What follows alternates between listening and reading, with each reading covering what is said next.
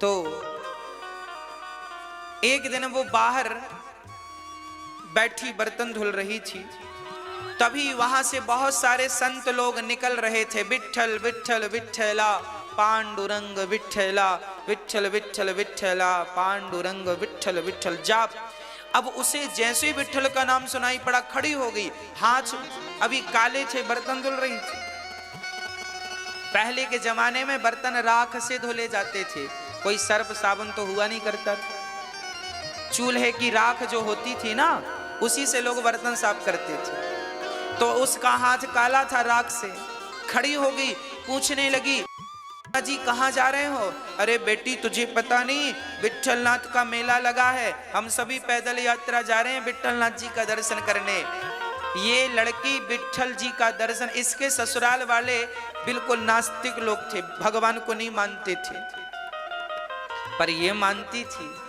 ये संतों से जब सुनी कि विठ्ठलनाथ का दर्शन करने जा रहे हैं, रोक ना पाई अपने आप को, और वो भी उसी हाल में खो गई पागलों की तरह। विठ्ठल विठ्ठल का कीर्तन कर, हाथ भी नहीं धोला उसने, और बस विठ्ठल विठ्ठल विठ्ठल विठ्ठल। वो बिल्कुल आंखों से आंसू आ गए।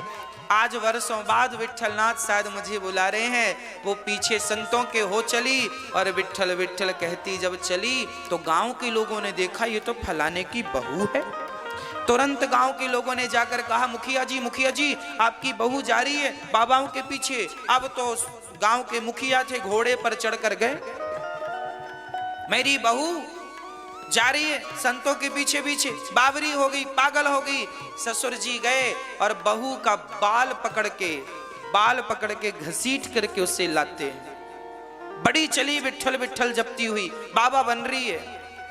बाल पकड़कर घसीट कर सुक्को को घर में बंद किया, और सास ने जो पिटाई लगाई, मेरा तो नाम खराब कर दिया, मुंह दिखाने चली गई, पूरे गांव वालों को बाबाओं के पीछे चली गई, तेरा तो चरित्र ही खराब है, जब देखो तब चली जाती है। अब तो क्या क्या ना कहा लोगों ने। पति ने आकर 2-4 जमाए, सास ने खूब लाठियां बरसाई, और उस सुक्को को ससुराल वालों ने एक खंबे पर रस्सी से कस के बांध दिया। वो बंधी है, हाथ पीछे बंधे हैं, पूरा रस्सी से बंधी है।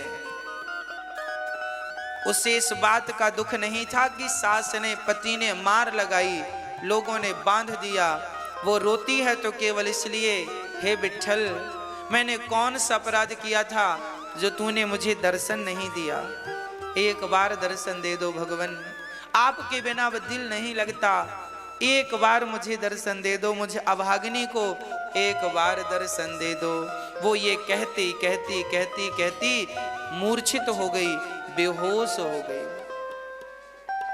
सास ससुर और पति और देवर और जितने थे घर में, सबने कहा अब से खाना मत देना। बंधे बंधे पूरा दिन हो गया, ना तो किसी ने गिलास भर पानी दिया, ना तो किसी ने उसे 2 वक्त की रोटी दी, पानी और भोजन भी नहीं दिया। पर धन्य थी वो सुक्को कि ना तो वो पानी के लिए परेशान थी, ना तो भोजन के लिए परेशान थी। वो तो उस हाल में भी अपने विठ्ठलनाथ के दर्शन के लिए परेशान थी।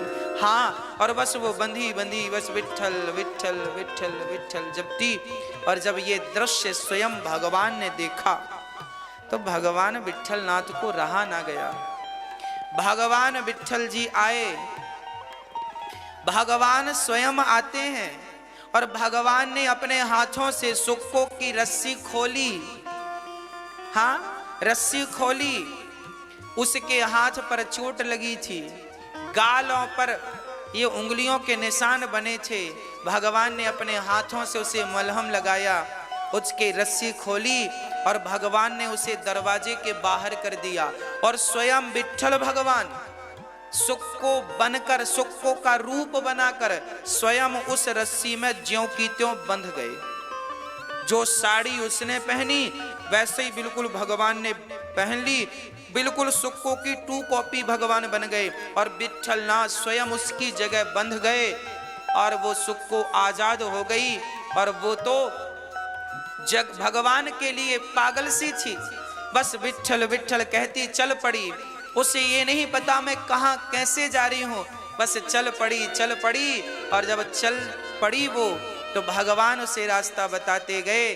भगवान ही साधुओं के रूप में आए और अपने संग उसे विट्ठलनाथ के मंदिर तक पहुंचाया। और यहाँ भगवान ही सुक्को बनकर बंधे हैं। सास ने दरवाजा खोला तो गाल में 2 जमाया। हाँ, फिर पति ने आकर गाल में 2 जमाया। अब ये जो गाल में जमा रहे हैं ना ससुराल वाले, अब ये तो भगवान ही हैं। भगवान अपने गालों पे थप्पड़ खा रहे हैं।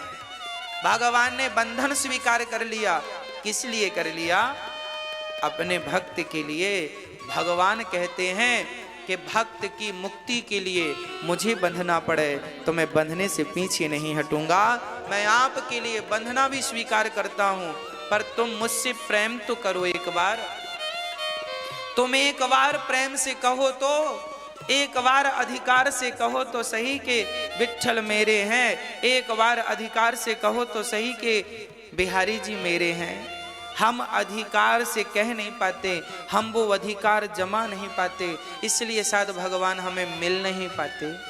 वो सुख को आज बहुत वर्षों के बाद जब वो पहुंची तो वो जगह विट्ठल भगवान के चरणों में गिर पड़ी और जो उसने दर्शन किया और उसने हाथ जोड़कर कहा, हे विट्ठल, अब की बार तुमने मुझे अपने से दूर किया तो मैं प्राण त्याग दूंगी। अब किया तो किया, हे विट्ठल अब अपने से दूर मत करना। उसके भीतर से इतना प्रेम उमड़ा, इतना प्रेम उमड़ा भगवान के लिए, इतना प्रेम उमड़ा कि उस सुक्को ने शरीर छोड़ दिया और उसकी दिव्य ज्योति देखते देखते, लाखों की भीड़ थी वहां, सबके देखते देखते दिव्य ज्योति भगवान के श्री चरणों में जाकर के विलीन हो गई। सबने इस दृश्य को देखा। आज भी उस सुक्को की समाधि विट्ठल भगवान के मंदिर परिसर में आज भी है। आज भी उस लड़की की समाधि है। जब वो मर गई तो लोगों ने देखा, अरे ये तो फलाने, ये तो सुक्को है। तुरंत खबर पहुंचाई ससुराल के, भाई तुम्हारी बहू ने प्राण त्याग दिया। अब ससुराल वालों ने देखा, लोगों ने कहा तुम्हारी बहू तो मंदिर में मर गई है।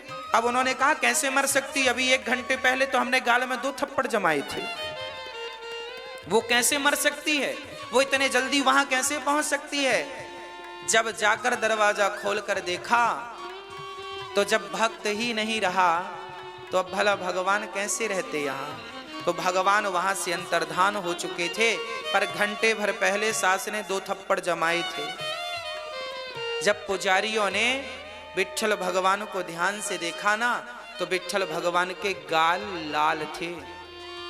विट्ठल भगवान के गाल लाल थे। हाँ, ये बिल्कुल सत्य घटना है, सुक्को की घटना है। तब से लोग, वो फिर ससुराल वाले समझ गए कि ये तो भक्त थी और हम क्या क्या बोलते रहे। अब वो बड़े पश्चाताप किए, पछताए, पर अब पछताए होते क्या। अब तो वो चरणों में आए और सीधी बात कहने का तात्पर्य यह है कि यदि भक्त की सच्ची भक्ति भगवान के प्रति है तो भगवान भी उसके लिए बंधन स्वीकार कर सकते हैं। केवल प्रेम कर लीजिए, केवल सच्चा प्रेम कर लीजिए, कुछ ना हो।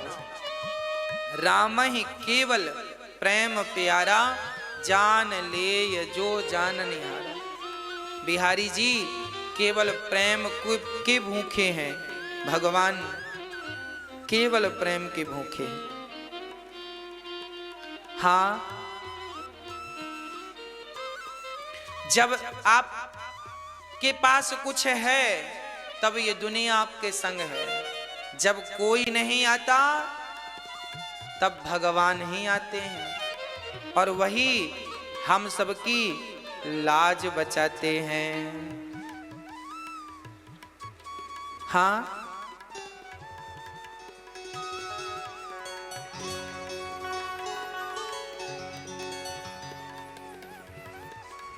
जब कोई नहीं आता,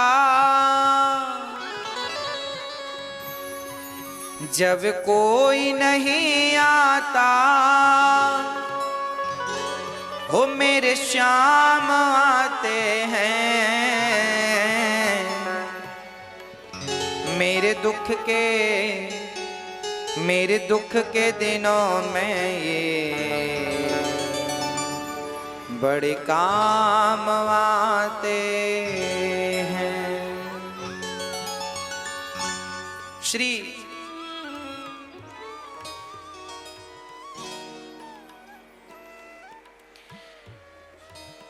नारद जी महाराज ने व्यास जी से कहा, भागवत की कथा ही दुख से बचा सकती है, उबार सकती है। व्यास जी ने तब भागवत की रचना की। महाभारत के युद्ध से आपने भागवत को प्रारंभ किया। महाभारत का युद्ध दो लोगों में हुआ, पांडव और कौरव। पांडव 5, कौरव 100। कौरवों की सेना अधिक, पांडवों की सेना थोड़ी। पांडवों की सेना थोड़ी थी, पर पांडवों के साथी भगवान थे, जबकि कौरवों की सेना विशाल थी, पर कौरवों के साथी भगवान नहीं बने। क्यों? कारण था। कारण यह था कि भगवान सदा ही धर्म का साथ देते हैं और भगवान अर्जुन के सारथी बन गए। हम तो आपसे भी यही निवेदन करेंगे कि जैसे अर्जुन ने अपने रथ की डोर भगवान को दी है, हम और आप भी अपने अपने जीवन के रथों की डोर भगवान को सौंप दें। अब सौंप दिया इस जीवन का सब भार तुम्हारे हाथों में है, जीत तुम्हारे हाथों में है, हार तुम्हारे हाथों में। भगवान को सौंप देना ही सबसे बेहतर है। महाभारत के युद्ध में कितना उतार चढ़ाव आया, पर पांडवों का बाल भी बांका नहीं हुआ। क्यों नहीं हुआ? क्योंकि संगी भगवान थे, सहयोगी भगवान थे। इसलिए महाभारत में पितामह भीष्म जब रोज युद्ध करके अपने शिविर में जाते ना, तो दुर्योधन आ जाता और दुर्योधन कहता, पितामह आप तो युद्ध लड़ ही नहीं रहे हैं, आप तो पांडवों का भला ही चाहते हैं, आप तन से तो हमारे साथ हैं पर मन से वहां हैं। जब भी पितामह भीष्म युद्ध करके रोज शाम को आते, तो दुर्योधन जरूर ताने मारने आता कि तुम तो हमारी तरफ से युद्ध कर नहीं रहे हो, पांडवों को मार नहीं रहे हो, रोज ताने मारता। एक दिन पितामह भीष्म उस दुर्योधन के तानों को सुन सुन करके परेशान हो गए और पितामह भीष्म ने कहा, अच्छा दुर्योधन, मैं प्रतिज्ञा लेता हूं कि कल के युद्ध में या तो पांडव नहीं रहेंगे या तो पितामह भीष्म नहीं रहेंगे। युद्ध में या पांडव नहीं या पितामह भीष्म नहीं, या तो कल का युद्ध पांडवों का आखिरी युद्ध होगा या तो पितामह भीष्म का आखिरी युद्ध होगा। अब दुर्योधन बड़ा प्रसन्न हुआ, लो अब तो गए, क्योंकि पितामह को इच्छा मृत्यु का वरदान था। पितामह को मारने वाला इस धरती पर कोई नहीं था, उन्हें इच्छा मृत्यु का वरदान था। उनके बाणों का सामना करने वाला भी कोई नहीं था।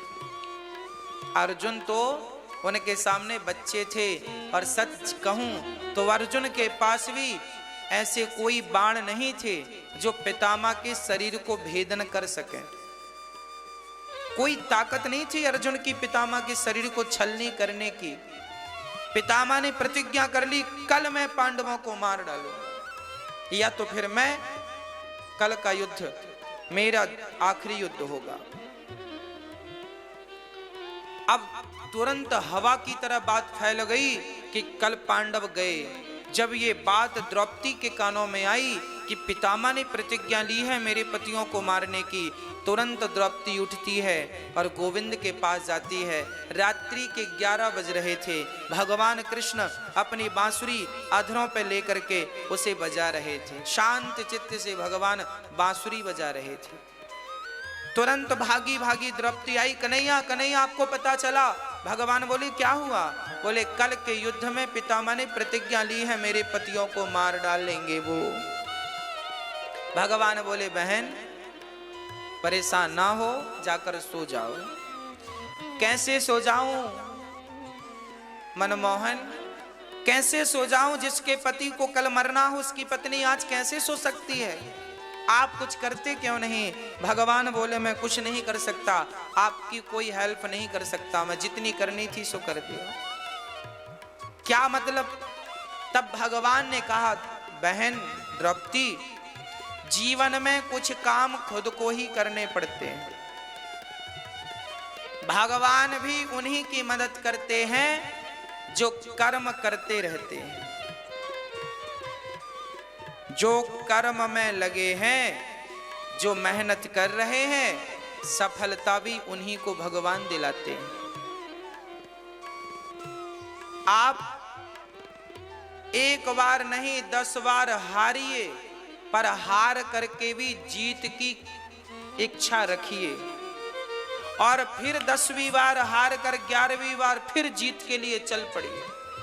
जब आप 10 बार हार कर 11वीं बार जीत के लिए बढ़ेंगे, विश्वास दिलाता हूं भगवान आपका सपोर्ट करेंगे। कि ये बंदा हारने वाला नहीं है। कई लोग एक बार हार जाते हैं, एक बार नुकसान हो जाए, एक बार ये हो जाए, फिर दोबारा नहीं नहीं नहीं नहीं नहीं हम नहीं करेंगे। कोशिश करनी ही लोगों ने छोड़ दी। जीवन में रिस्क लेना पड़ेगा। कामयाब होना चाहते हो, सफल होना चाहते हो, उसके लिए आपको 10 बार गिरने के बाद भी आपको खड़ा होना पड़ेगा। जब आप खड़े होंगे 10वीं बार भगवान सपोर्ट करेगा। ये तो हारने को तैयार नहीं है। जब आप जिद कर लेंगे जीतने की, तो विश्वास दिलाता हूं कि वो जीत आपकी झोली में होगी जो आप चाह रहे हैं। बस हारिए मत, डट के बढ़ते रहिए, चलते रहिए, चलते रहिए।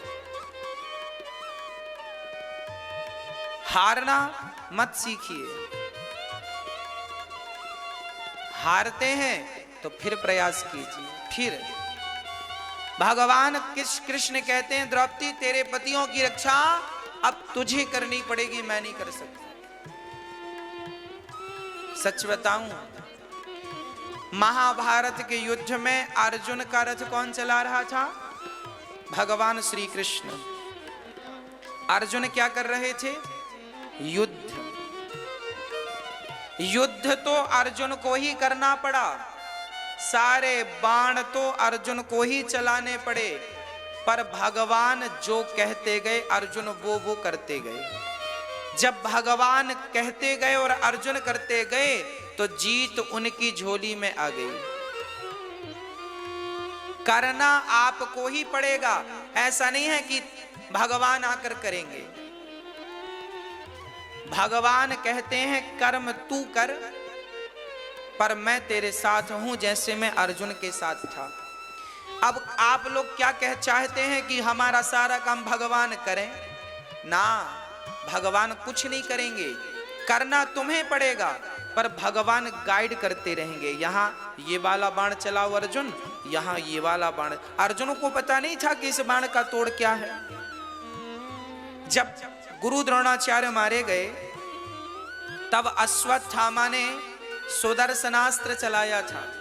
उस सुदर्शनास्त्र से पांडवों की सारी सेना समाप्त हो जाती और अर्जुन भी मर जाते, भीम भैया भी मर जाते और युधिष्ठिर भी मर जाते। उसका तोड़ किसी के पास नहीं था। अर्जुन ने कन्हैया से कहा आप बताइए इसका तोड़ क्या है? भगवान ने कहा इसका तोड़ यही है, अपने धनुष बाण नीचे रख दो और हाथ जोड़कर खड़े हो जाओ, यही इसका तोड़ है। जब सुदर्शन के सामने हाथ जोड़कर खड़े भये तो सुदर्शन चले गए, शांत हो गए। संहार कर रहे थे सेनाओं का, शांत पड़ गए। सारी सेना हाथ जोड़ के प्रणाम की, धन उनको प्रणाम। यही तोड़, ये तोड़ किसी को नहीं पता था। बात बहुत सरल है, पर पता हो तब तो सरल हो। करना क्या है? तो अर्जुन को युद्ध लड़ना पड़ा, पर भगवान गाइड करते गए, अर्थात भगवान बताते गए अब ये करो, अब ये करो, अब इस दिशा में चलो। उसी प्रकार आप अपना कर्म करते जाइए, पर भगवान जो कहते हैं वो करना स्टार्ट कीजिए, तो अपने आप कामयाबी मिलेगी। गीता जो कहती है वो गीता कहती है कर्म करते चलो और फल की। पति प्रिया भव सदा सुहागिन रहो।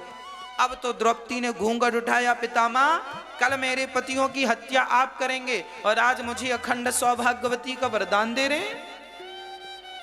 पितामह समझ गए, राम राम ये तो बड़ा अपराध हो गया, मैंने पांडवों को मारने का भी कह दिया है और इसे सौभाग्यवती का वरदान दे दिया। एक ही वरदान पूरा होगा ना, दोनों थोड़ी होंगे। तुरंत पितामह बाहर आए, द्रौपदी यहाँ तू अकेली नहीं आ सकती, ये बात तेरे दिमाग में नहीं आ सकती। बाहर निकल के देखे तो कृष्ण खड़े थे। ये बहुत सामान्य बात थी, पर सही वक्त पर सही किया। ये गाइड किसकी थी, सलाह किसकी थी? सलाहकार कृष्ण जैसा हो तो सेना कितनी भी कम हो जीत होगी, और सलाहकार शकुनी जैसा हो तो सेना कितनी भी अखंड हो, कितनी भी विशाल हो, पर वो टिकने वाली नहीं। सलाहकार कौन है आपका, ये महत्व रखता है। हाँ, दुर्योधन सलाह लेते थे शकुनी से और अर्जुन सलाह लेते थे कृष्ण से। आप किन से सलाह लेते हैं? कैकेयी सलाह लेती थी मंथरा से, तो घर फोड़वा दिया उसने। जीवन में इसका बहुत बड़ा प्रभाव देखने को मिलता है। आप सलाह किन से लेते हैं? जिनके जीवन में सलाहकार अच्छे मिले हैं वो सफल हुए हैं। चाहे आपका जीवन हो या मेरा जीवन हो। और जिनके जीवन में सलाहकार गलत मिले हैं वो निश्चित पतन की ओर चले गए। इसलिए जीवन में सलाह देने वालों का और सलाह लेने वालों का बड़ा महत्व है। सबसे सलाह मत लिया करो। और मैं तो आपसे एक बात और कहूंगा कि सलाह एक व्यक्ति से भी मत लिया करो, सबसे सलाह मत लिया करो। इसका अर्थ ये है ऐरे गहरे नत्थु खैरे से सलाह मत लिया करो, जिसको ज्ञान नहीं है।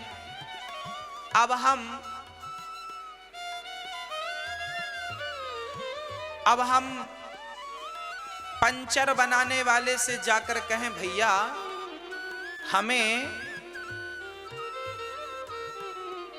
गाड़ी का इंजन बनाना है, कैसे बनाएंगे? तो पंचर बनाने वाला गाड़ी के इंजन बनाने की सलाह दे सकता है?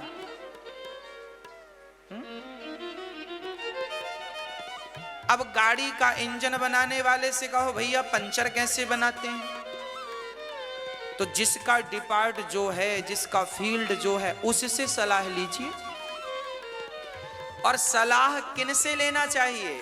आप जितने समझदार हैं अपने से ऊपर वालों से सलाह लेनी चाहिए, है ना?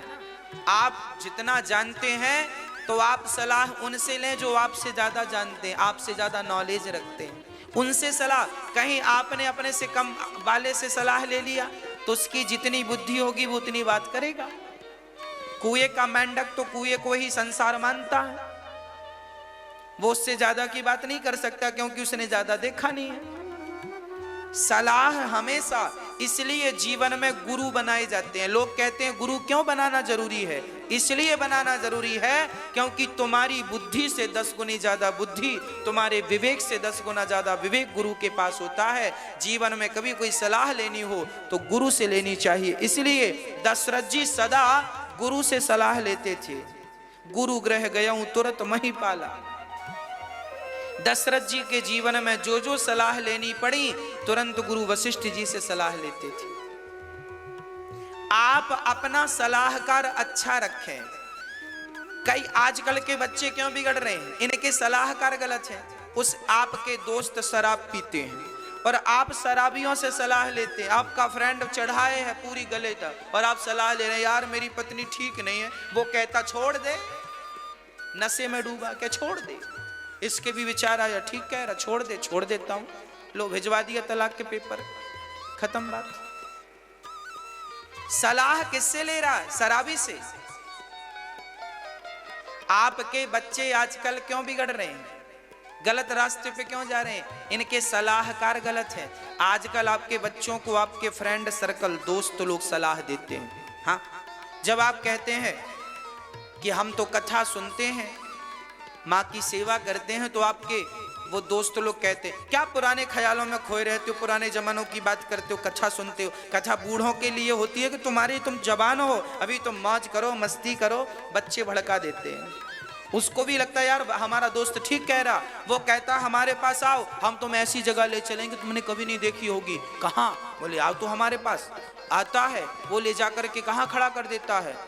शराब की दुकान, बियर बार में, जहाँ बहुत सारे लोग नाच रहे होते हैं और लोग शराब पी रहे होते हैं, बढ़िया महंगी वाली, वहाँ उससे भी अच्छा लगता है। वार अच्छे लोग हैं, यहाँ पीने को मिल जाती है, बढ़िया लोगों के संग नाचने को मिल जाता है। धीरे धीरे वो उसमें ढलने लगता है। सलाहकार गलत मिल रहे हैं। हाँ,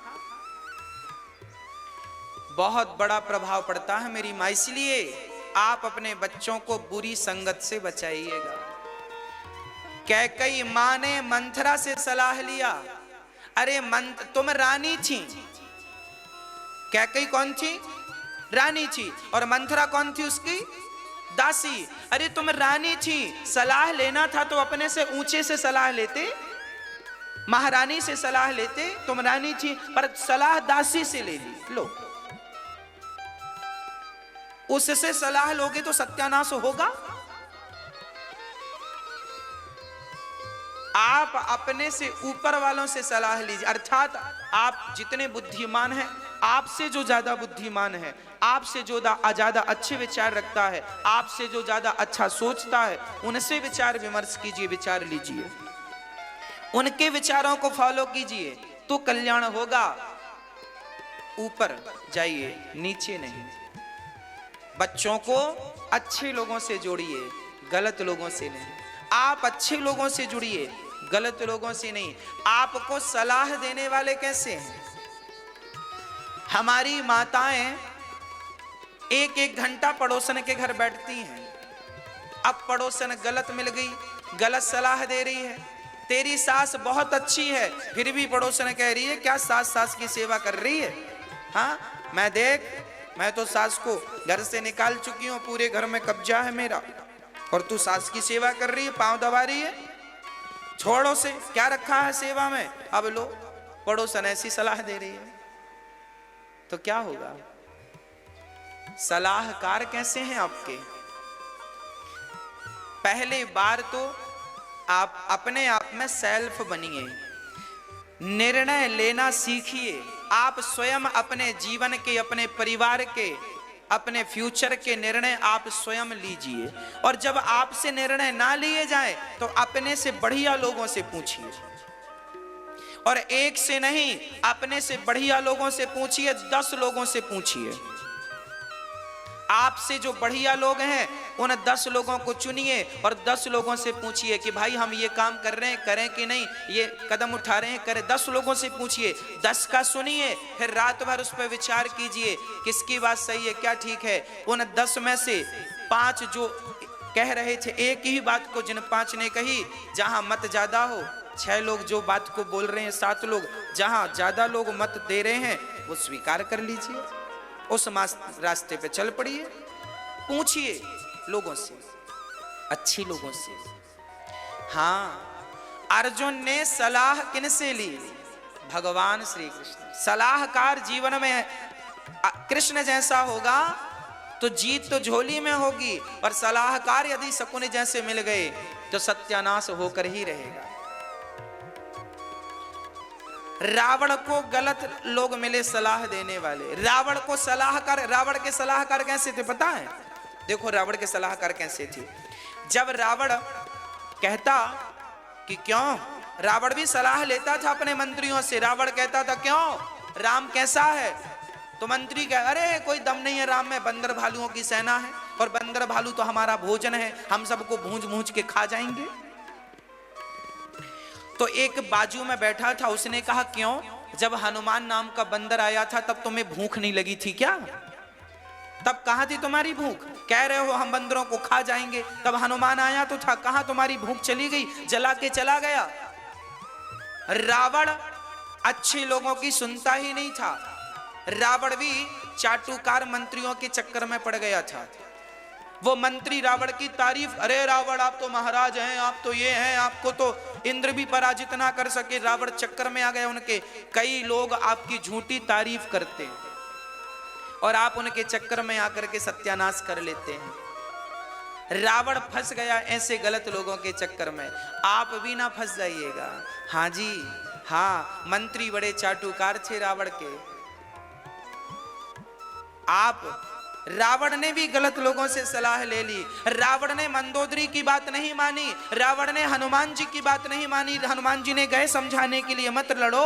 रावण ने अंगद जी की बात नहीं मानी, रावण ने अपने विभीषण भाई की बात नहीं मानी और चाटुकार मंत्रियों की बात मानता रहा। रावण जैसा राजा भी अस्तित्व मिट गया। 1 लाख बेटा, 1 लाख पूत, 1.25 लाख नाती, जिसके घर पर दिया ना बाती। रावण मरा तो विभीषण के सिवा कोई रोने वाला नहीं था रावण के मरने पर, और रावण की चिता पर आग लगाने वाला कोई नहीं था। जबकि इतना 1 लाख बेटे थे और 1.25 लाख नाती थे रावण के। 1 लाख पूत, 1.25 लाख नाती, जिसके घर पर दिया ना बाती। क्यों? सलाह गलत लोगों से लिया।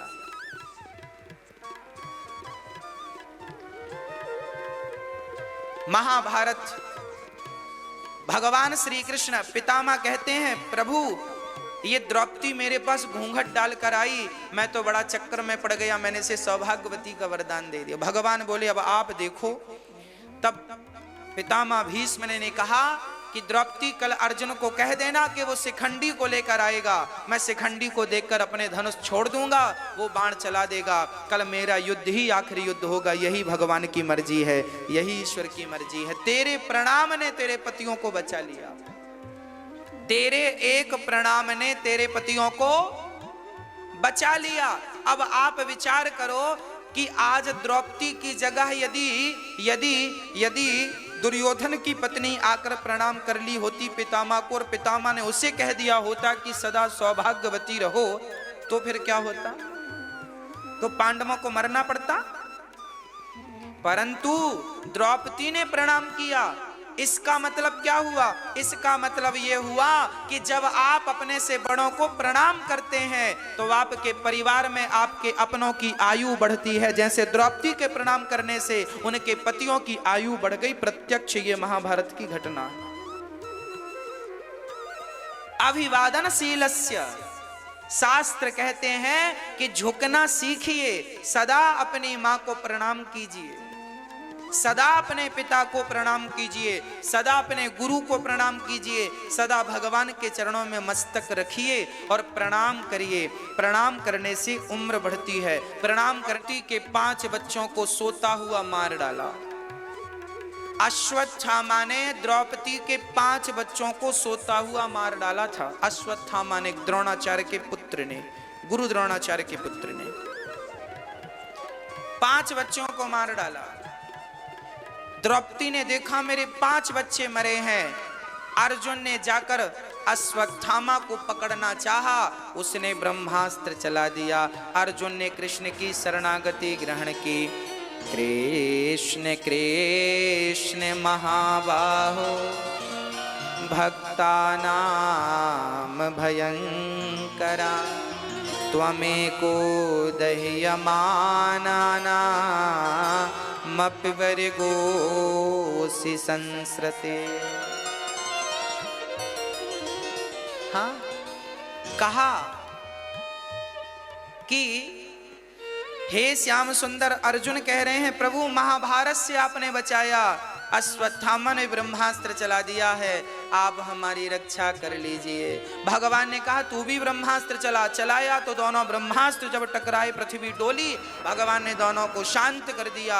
अर्जुन ने अश्वत्थामा के केस पकड़े और द्रौपदी के सामने लाकर खड़ा कर दिया। द्रौपदी, तेरे बेटे का हत्यारा तेरे सामने है, जो सजा देना है इसे हत्यारे को दे दे।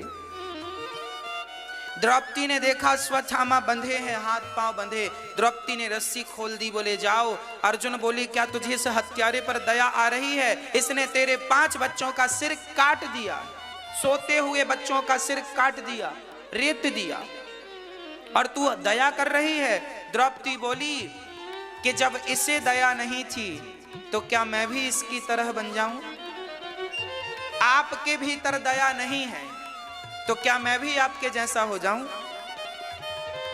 आप जैसा व्यवहार कर रहे हैं क्या मैं भी गुस्से में आपकी तरह व्यवहार करने लग जाऊं? यदि मैंने भी आपकी तरह व्यवहार किया तो फिर आप में और मुझ में अंतर क्या बचेगा? हाँ, द्रौपदी ने कहा कि यदि हम इसे मार देंगे तो कल को इसकी मां द्रोणाचार्य की पत्नी रोएगी कि मेरा बेटा मर गया। मैं जानती हूं कि बेटे के मरने का दुख क्या होता है। आपने इसे मार दिया तो मैं भी, मेरी एक गुरु माता भी रोएंगी। हाँ, इसलिए इसे मत मारिए। किसी की हत्या समस्या का समाधान नहीं है। दया धर्म का मूल है, पाप मूल अभिमान। तुलसी दया न छोड़िए जब। दया धर्म का मूल है।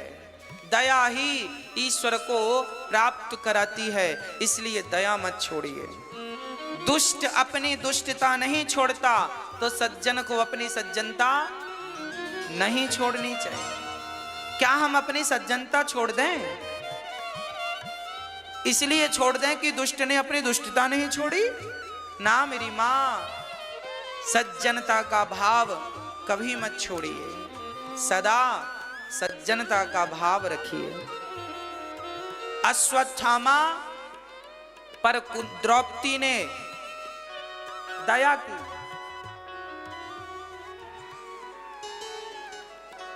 क्यों दया की? क्योंकि द्रौपदी एक मां है।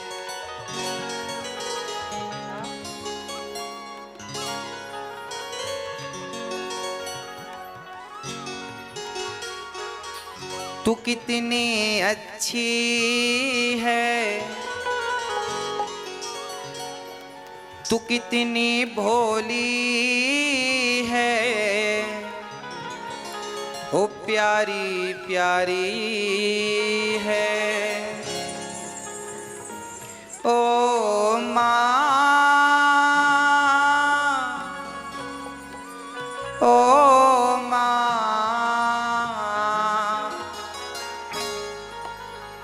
ओ माँ। आप अपने अपने माँ बाप की सेवा करते हैं कि नहीं? किया करो।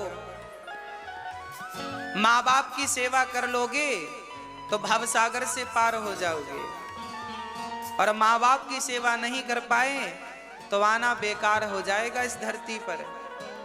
माँ चलती फिरती भगवान है, माँ खाती पीती भगवान है, माँ ईश्वर से कम नहीं है। कहते हैं माँ की दुआओं में ऐसा असर है कि सोए भाग्य जगा देती है। मिट जाते हैं दुख दर्द सभी, माँ जीवन में 4 चांद लगकर। कि आज बच्चे अपनी माँ की सेवा नहीं करते। हमारी बहुत सारी माएं आकर हमसे कहती हैं बेटा हमारे अपने बेटे ने हमारी सेवा नहीं की, पर आपने हमारी सेवा की, ऐसा माएं कहती हैं। और मैं सबसे निवेदन करता हूं हर उस बेटे से जिसकी मां है, सेवा कर लीजिए। ये मौका फिर नहीं मिलेगा। संसार की हर चीज पैसों से मिल सकती है, पर माँ का प्यार, माँ की ममता, माँ का आशीर्वाद पैसों से नहीं मिलता। इसलिए कहता हूं अमीर बनना हो तो माँ को अपने सेवा से प्रसन्न कर लीजिए। कहते हैं किसी के खाते पे दौलत आई, किसी के खाते पे जमीन और जायदाद आई, किसी के हिस्से में हीरे और मोती आए, पर किसी एक छोटे से बच्चे ने कहा मुझे उस खुशी इस बात की है कि मेरे हिस्से में मेरी माँ आई, मेरे हिस्से में मेरी माँ आई। तो जिनके हिस्से में माँ आई वही सबसे अमीर है। और मुझे बहुत खुशी होती है कि आप बच्चे, वो बच्चे जो अपने माँ की सेवा नहीं करते, वो बच्चे जो अपनी माँ को घर से निकाल देते हैं, वो बच्चे शायद समझ नहीं पाए कि यही सबसे बड़ा हीरा था जिसे तुम घर से निकाल रहे हो। पर मुझे ये बात भी समझ आती है कि शायद भगवान ने मेरा जन्म इन माँओं की सेवा के लिए दिया है, इसलिए ये दास इन माँओं की सेवा करके और माँओं का आशीर्वाद ले रहा है। और इन माँओं की सेवा में ही मुझे ईश्वर के साक्षात दर्शन होते हैं। मैं नवरात्रि में माँ भगवती दुर्गा की पूजा नहीं कर पाता और समय भी नहीं दे पाता। क्यों? क्योंकि आप तो मिट्टी की प्रतिमा की पूजा करते हो, मेरी दुर्गा माँ तो मेरे साथ रहती है, मेरी माँ, और वही मैं तो उसके चरण दबाकर, उसे भोजन कराकर, उसकी सेवा करके मैं अपनी दुर्गा माँ को प्रसन्न करता हूँ। आपको मिट्टी में दुर्गा नजर आती होगी, हमें तो चलती फिरती हमारी माँ में ही दुर्गा नजर आती है। अब देख लीजिए कि आपको किस दुर्गा की पूजा करनी है। अपनी अपनी माँ की पूजा करना सीख लोगे तो वो दुर्गा अपने आप खुश हो जाएगी। घर की माँ रूपी दुर्गा तो दुखी है और तुम मिट्टी की मूर्ति की पूजा कर रहे हो। हाँ प्रिय भक्तों, मंदिर में जो भगवान बैठे हैं ना, परंतु ये तो बताओ कि आपकी माँ को किसने बनाया है? आपकी माँ को स्वयं भगवान ने बनाया है। पत्थर की मूर्ति की आंख, नाक, कान, मुंह इंसान बनाता है, पर भगवान का मुंह, आंख, नाक, कान तो स्वयं भगवान ने बनाई। इंसान की बनाई मूर्ति को तुम भगवान कहते हो, और जिसे भगवान ने बनाकर इस संसार में भेजा है, जिसे हम माँ बाप कहते हैं, उसे तुम भगवान के रूप में नहीं देखते, उसको भी घर से निकाल देते हो। गुरु भवतो दर्शनम यत् स्यात् अपुनर्भव दर्शनम।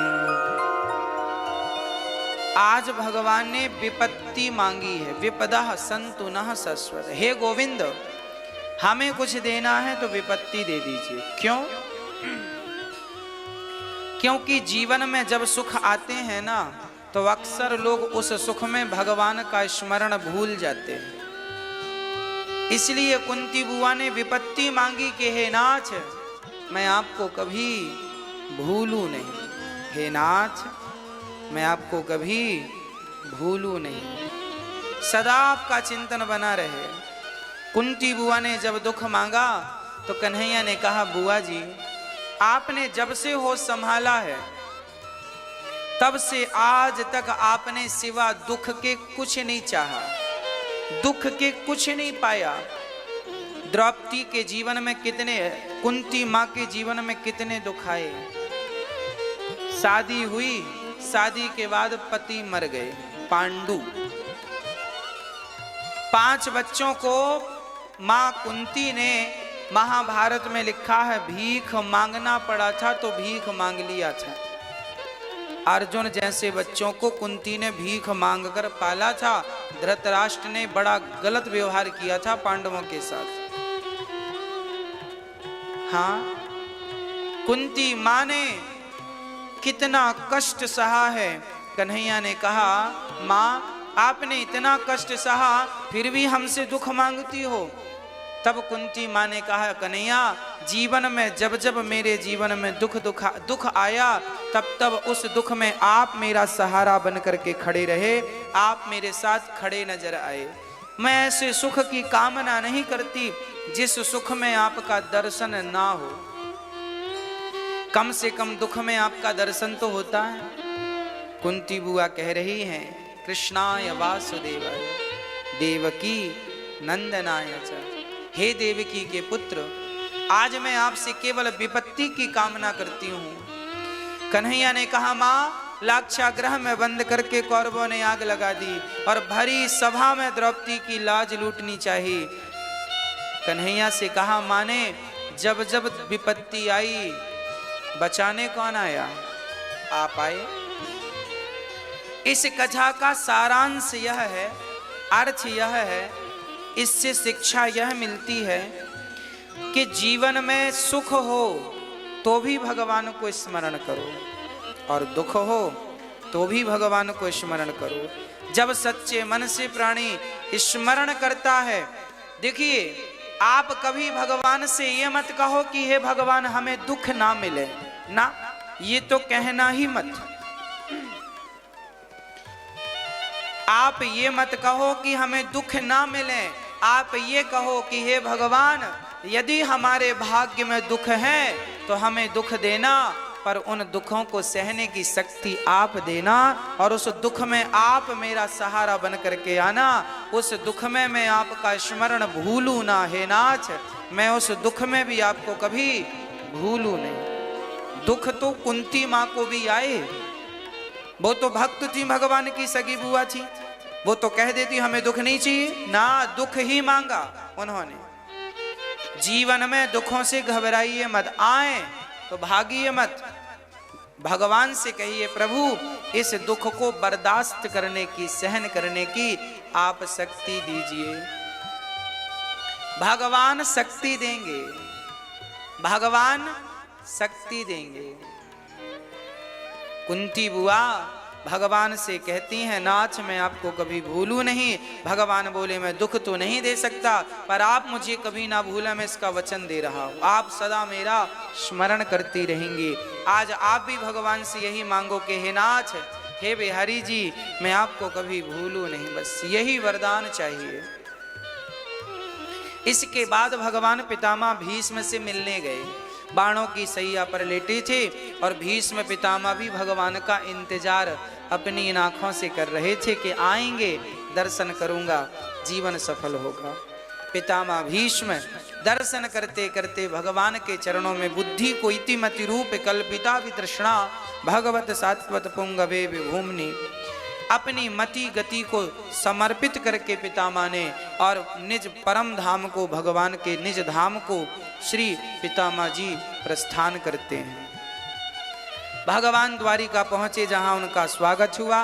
धृतराष्ट्र गांधारी को विदुर जी ने आज वनवास ले जाकर उनका उद्धार कराया, अनशन करके उनकी सदगति हुई। धृतराष्ट्र का बुढ़ापे में भी मन घर से और विषयों से हटा नहीं, विदुर जी के ज्ञान से ही हटेगा।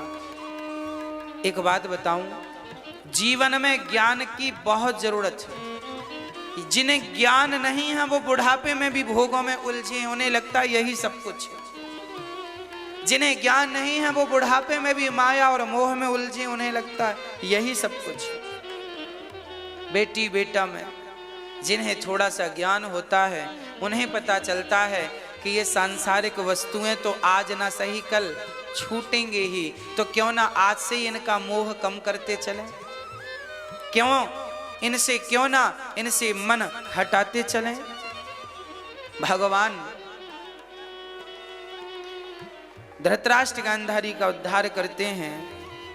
फिर भगवान ने परीक्षित के जन्म पर उनको बधाई दी और राजा पांचों पांडव चले गए। भगवान धराधाम को लीला पूरी करके जब गए, कलयुग आया। राजा परीक्षित ने कलयुग को रहने के 4 कमरे बनवाए। एक आदमी काला सा गाय और बछड़े को मार रहा था। परीक्षित ने देखा कौन हो तुम? उन्होंने कहा मेरा नाम कलयुग है, निकल जाओ मेरे राज्य से। कहा मैं बहुत अच्छा हूँ, एक नाम कोई इस कलयुग में भगवान का ले ले तो वो भवसागर से पार होने की सामर्थ्यता रखता है। ये नाम, ये आरक्षण दे रखा है परमात्मा ने, जो नाम जपेगा भवसागर से मुक्त हो जाए, इसलिए नाम जरूर है, जपिए। राजा परीक्षित ने कलयुग को 4 कमरे दिए। द्यूतम पानम स्त्रियः सूना। कलयुग का पहला ठिकाना जुआ है, जहां कलयुग है वहां, जहां जुआ वहां। इसलिए जुआ खेला कौरवों ने, सर्वनाश हुआ। पांडवों ने भी खेला तो 12 वर्ष का वनवास और सारा राज्य छिन गया, वो अलग। और महाभारत का युद्ध भी हुआ। ये किसका परिणाम था? जुआ होगा तो महाभारत भी होगा। महाभारत से बचना हो तो जुआ से बचिए। आजकल के बूढ़े बूढ़े जुआ खेलते हैं। एक दादाजी से हमने कहा क्या कर रहे हो? बोले टाइम पास। हमने कहा ये उम्र टाइम पास की थोड़ी है, भजन की है। टाइम पास आप क्या करोगे, टाइम आपको ही पास कर देगा। अब तो बुढ़ापा आ गया है, मृत्यु नजदीक है, इसलिए आप टाइम पास पत्ते खेल कर नहीं, भगवान का चिंतन करके कीजिए। कलयुग का दूसरा ठिकाना पानम, शराब, जहां शराब वहां कलयुग, इसलिए शराब से बचिए, शराब से बचिए, जितना बच सकते हैं उतना बचिए, बहुत दूरी बनाइए, नहीं तो ये शराब सर्वनाश कर देगी। द्यूतम पानम, स्त्रियां, जहां चरित्रहीन स्त्री और पुरुष हैं, जहां चरित्र का गिरा व्यक्ति है, उसकी खोपड़ी में भी कलयुग। और कलयुग का चौथा स्थान मांस, जहां मांस है वहां कलयुग, मांस मत खाइए, मांस का सेवन मत कीजिए।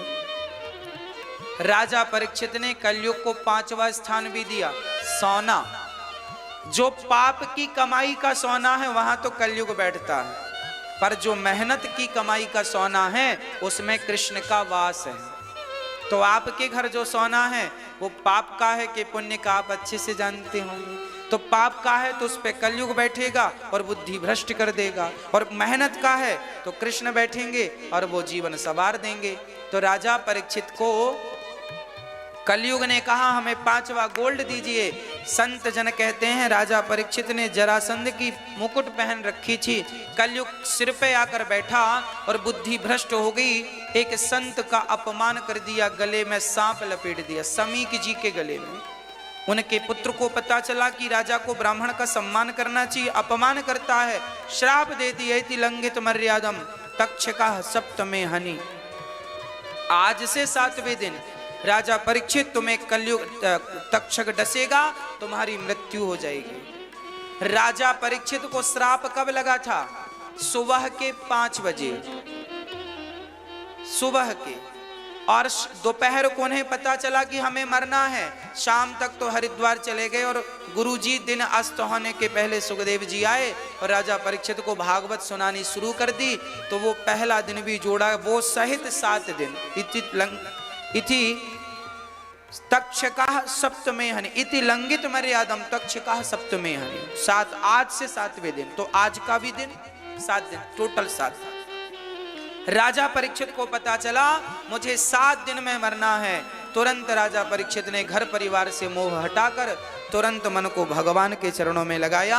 सुखदेव जी से पूछा मरने वाले व्यक्ति को क्या करना चाहिए? सुखदेव जी ने कहा मरने वाले व्यक्ति को भगवान नाम जपना चाहिए। आगे क्या क्या कहा सुखदेव जी ने, ये कल 2:30 बजे से 6 बजे के बीच में आपको श्रवण कराएंगे। कल भी कथा सुने और आज रात्रि को हम आपके प्रश्नों के उत्तर देने रात्रि को 8 बजे से 9 बजे तक प्रश्नोत्तरी का कार्यक्रम लेके YouTube पे आते हैं। आप अपने मोबाइल पर YouTube पर प्रश्नोत्तरी का कार्यक्रम जरूर देखिए। ये कथा चैनल पर चल रही है साधना टीवी पर, साथ में अनिरुद्धाचार्य नाम का YouTube पर चैनल है, YouTube पर भी ये कथा आप देख सकते हैं। आगे कल की कथा श्रवण करेंगे। सुखदेव जी परीक्षित जी का पूजन कर रहे हैं, सुखदेव भगवान का पूजन परीक्षित जी महाराज कर रहे हैं, और सुखदेव भगवान अपनी दिव्य वाणी को कल हमारे मध्य रखेंगे दिव्य उपदेश के साथ। बोलिए सुखदेव भगवान की जय। आइए भगवान शंकर का पावन दर्शन करते हैं। माता पार्वती के संग भगवान शिव का पावन साधन